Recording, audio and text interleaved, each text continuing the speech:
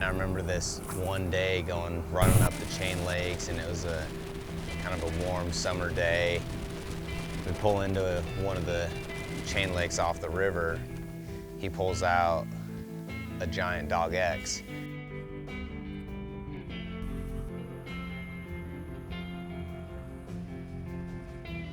It's flat glass calm, and there's weed lines in there, and you can just see like the cabbage weed come up. You can see the green pieces from where it tops out, and he starts throwing that giant Dog X, and he's throwing it around the little points and inside the pockets and the turns. And I remember just standing on the back deck watching him. At that point, I don't even think that I could walk the dog with a bait. Like I was so green to it, I didn't even know how to do that at that point. And I remember just watching those fish blow up, right? Dead, flat calm, giant Dog X just sliding back and forth, and then all of a sudden just these eruptions. And I still remember it vividly to this day. Like I could take you and drive you to the exact same spots that I remember some of those blow-ups happening.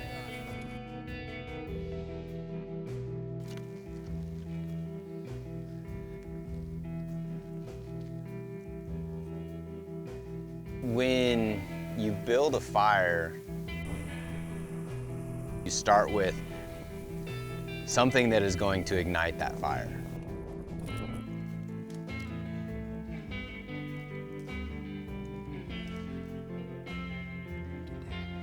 I relate that a lot to fishing and kind of how my career started, right? Of where my mother kind of planted this seed, or she started to build this fire, and my passion for the outdoors and fishing and the love that I had for that.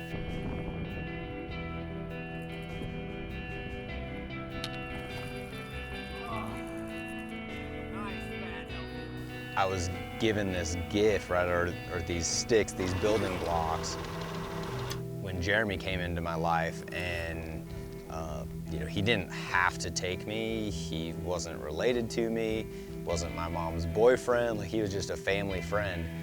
And so he had no obligations, but he saw something in me that he continued to pour fuel on that fire. I used to go to school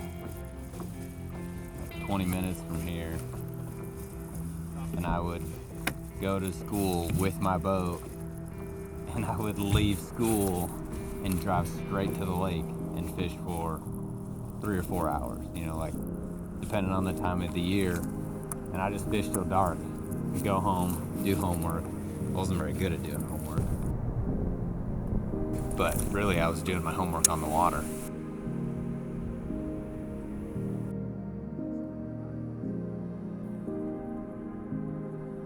A lot of the things that I learned and figured out in even some of those short, just afternoon sessions still apply and shape the way that I fish now. It gave me a different perspective and kind of allowed me to look at bodies of water differently down there.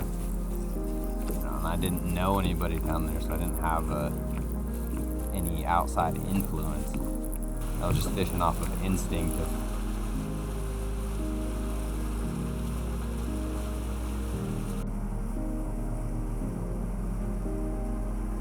Early on, jokingly, I say that Jeremy, he had this box of Megabass stuff, right? And he wasn't very old when he started taking me. I mean, he was like 19, 20, so it wasn't like there was this old guy that had a stable job and a stable income.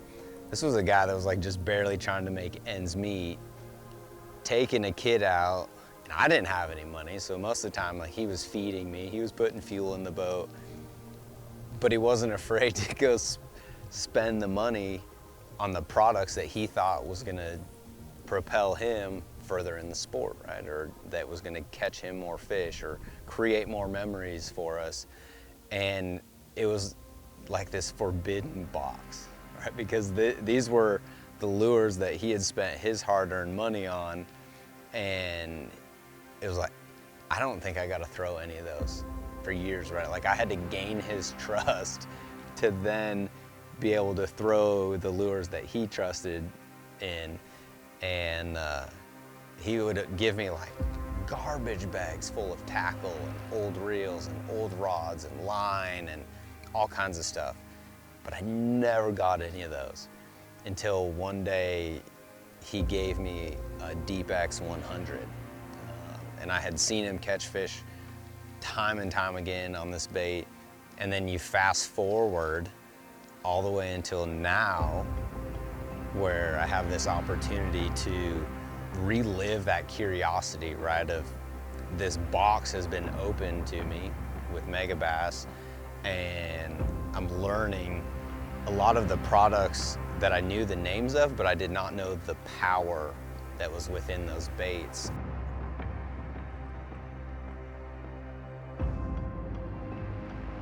I think for a long time, Yuki Ito is almost like a mythical creature. And then to now be able to work with him, and for somebody like that to even think about accepting my feedback and input on bait design is pretty humbling. Right? And to think back of those vivid memories of watching baits that he designed and how enamored I was with those, and then to be able to hopefully create baits with him now that an 8-year-old kid has that same experience with that I did is pretty dang cool.